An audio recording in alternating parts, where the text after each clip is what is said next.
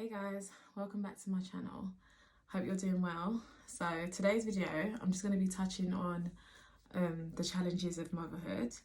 So before I start also, this is just my own personal experience. Obviously I know everyone's challenges are different. It's just stuff that's happened with me during my motherhood experience, and I just thought I'd share it with you guys. So the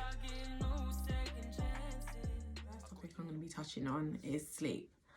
So even though everyone kind of warns you before you have a child that like your sleep is going to be deprived and you should try and sleep when the baby sleeps, I don't think that that's possible at all. And my sleep issues actually started from when I was pregnant. When I was pregnant with both my kids, in like my later time, like the later periods of my pregnancy, from about 7 months onwards, I would notice that I just couldn't sleep in the night. And I would wake up like 2 or 3 times in the night, and I noticed that when my babies were born, those are the same times that they would wake up for a feed. So yeah, like my sleep was very deprived, and even till now that the children are 2 and 4, well, my oldest is obviously going to be 5 soon, I feel like I'm still quite sleep deprived because you never really get to enjoy a full night's sleep. Like you spend like the evening time trying to settle them for bed, and then even if they go to sleep super late, they always want to wake up really early. Like Joel, my youngest, he wakes up at like 5 o'clock no matter what time he goes down to sleep. So I think sleep deprivation is definitely like a big challenge when it comes to motherhood. And I feel like if you don't get a good night's sleep, it really just does like affect how you function during the day, and it affects your mood. So yeah, I think that's the first challenge of motherhood. I think this one is comparison, and I feel like in like a motherhood there's like so much comparison in terms of like people comparing children, like comparing milestones, like that you get the whole, oh, my son or my daughter spoke when they were this age, or they walked when they were this age, or they crawled. Like it's just so much comparison, and it's not only friends that do it could be family members, it could be even partners that do it. And I feel like as a mother it just kind of makes you feel a bit shit, I would say, about yourself, because you can't really control like how your child develops. Well, when they're younger anyway, you can't really control it that much. And I feel like people need to be mindful about comparing their children to other people's children, because every child is different and they all develop differently. So I think people really need to be mindful about that. I'd say the next challenge could be losing yourself.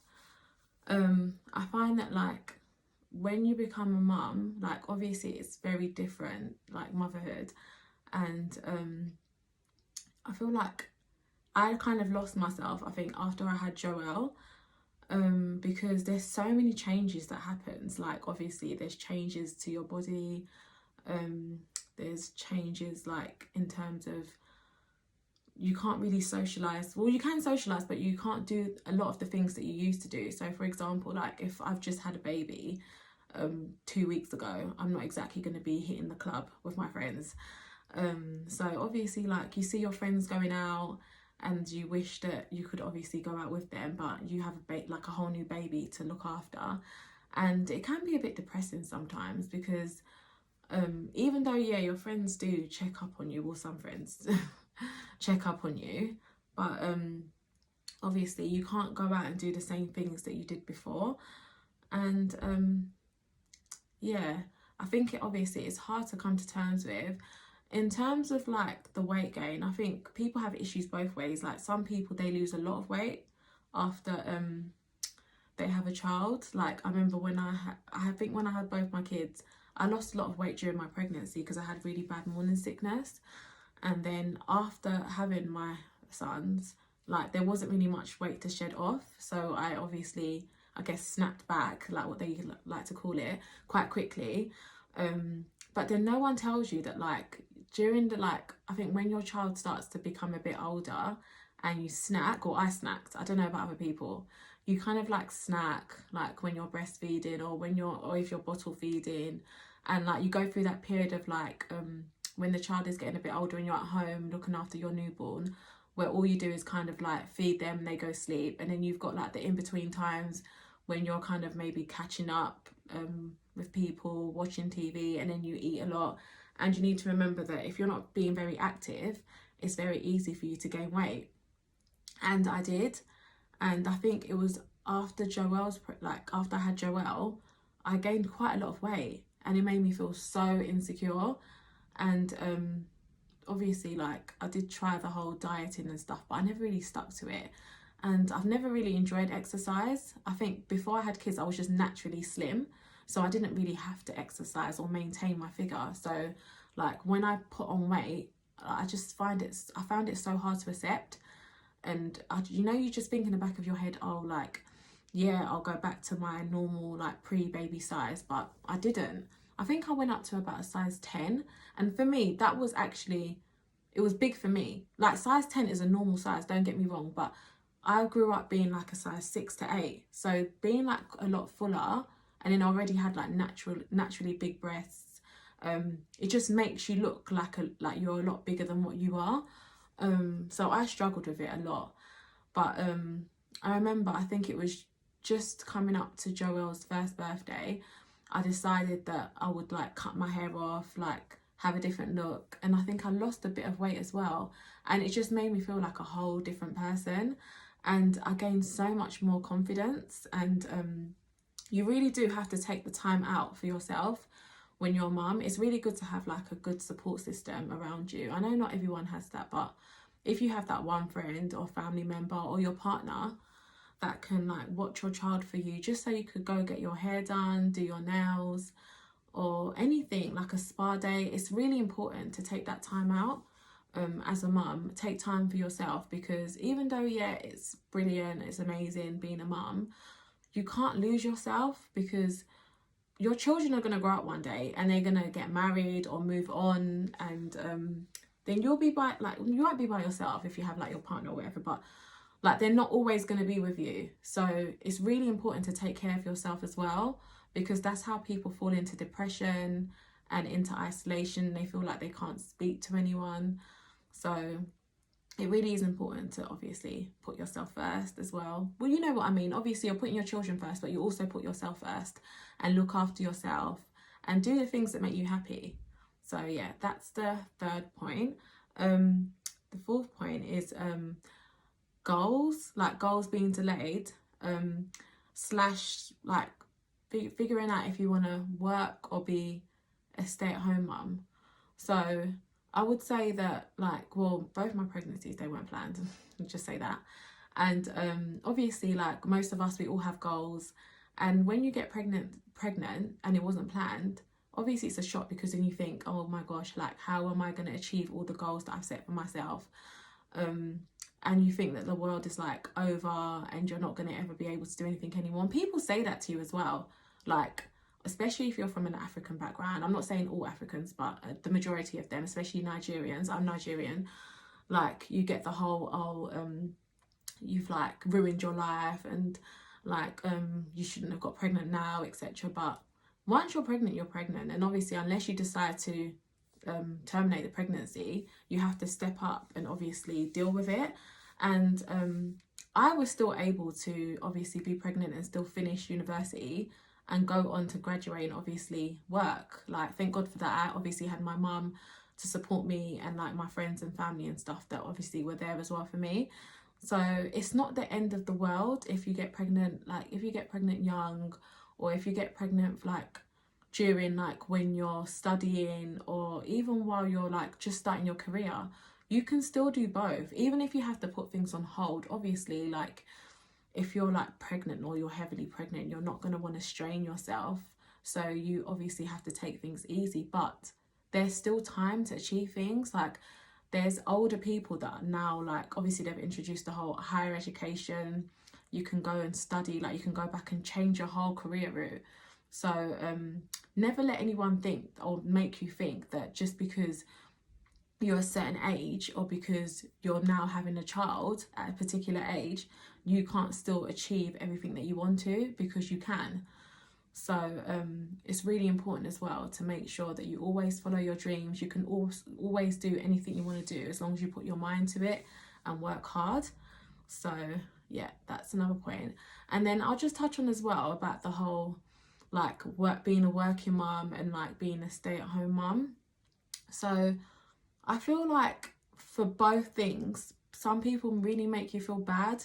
Like if you decide that you want to go out and work full time and like fully pursue your career, people will be like, oh, she doesn't want to look after her kids, she just wants to work, she cares more about earning money than spending time with her kids. And like what people need to realize is that just because you have kids doesn't mean that you're also not a person and you don't want to achieve more for yourself.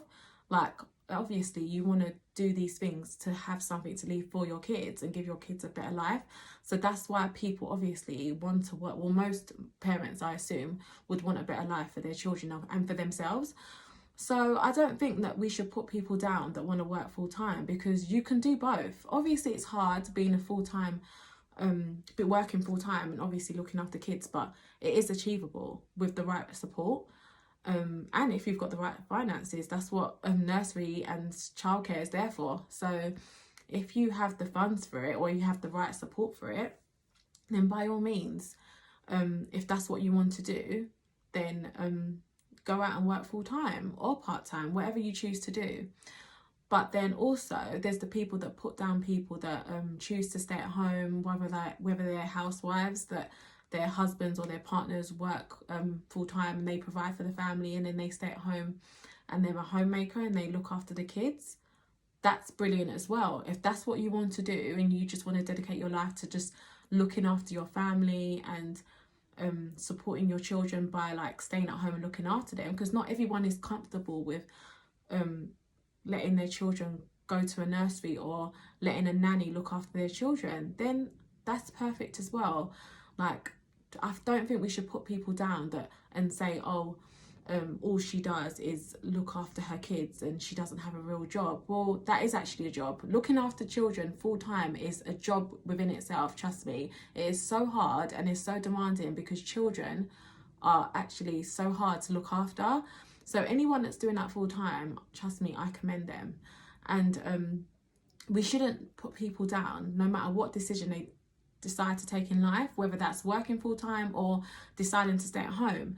And also you need to realise that you shouldn't put anyone down that has to be at home and maybe be relying on government help. So benefits, for example, and obviously benefits is something that we get in the UK if you're not able to go out and work, because not everyone has the finances to obviously not receive benefits. So and as well, we live in a society that it's very hard to find jobs around childcare, and I know that myself because I've been through it. Obviously I work in nursing, I'm a nurse associate, and it's so hard to find work within healthcare when your son maybe goes to nursery at a certain time and you have to pick them up and there's no one else that can help you pick up your child. But you also have to be at work, and juggling the both is very hard. So people need to understand that if there were more jobs that obviously were flexible around childcare, then maybe there would be a lot more people going out to work and not being forced to stay at home and be on universal credit, for example. So you have to actually take that into consideration before you think to judge anyone, because you don't know what they're going through at the end of the day. So I think the last thing I'll touch on is like just the clinginess of children. I know that sounds bad, but children can be so clingy. So like, for example, I remember when I had both my kids, like just a little thing like taking a bath, like literally, or having a quick shower, when they're quite young, even when they get to the toddler age actually, because even now when I try and like pop off for like a shower, Joel will come and find me and literally like draw the curtains.